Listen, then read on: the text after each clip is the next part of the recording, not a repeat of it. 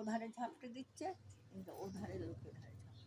আলমবাজার থেকে আরম্ভ হয়েছে, কারফিউ হয়ে গেল, কারফিউ হয়ে গেল।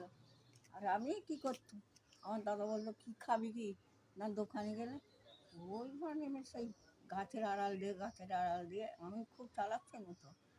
দাদা বলতো ভাই দোকান করে নিয়ে আয়, তুই গাছের আড়াল দিয়ে যা, ওই গাছের আড়াল দিয়ে গিয়ে বাজার দোকান করে নিয়ে এসে তবে রান্না হতো আমাদের।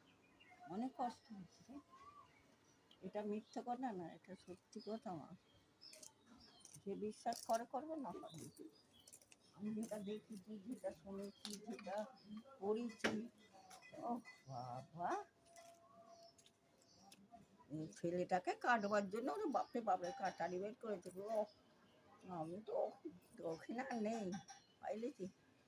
আর তা ওর মা বলছে ওকেও ছেড়ে দাও গো, আমার ছেলেকে কেটো না গো, আমরা পালাচ্ছি গো, আমরা বাংলাদেশে তো ওই ধারে চলে যাচ্ছি। কি কান্না, চিৎকার করছে সব। সন্ধ্যেটা হলেই তো চিৎকার আরম্ভ হয়ে গেল আমাদের ওখানে, এমন হয়েছিল, খুব কষ্ট। এসব আমার দেখটায় আমি দেখেছি এগুলো সব, কিন্তু আর তোদের সাক্ষী কাকে করবো, সাক্ষী এখানে আমার কেউ নেই।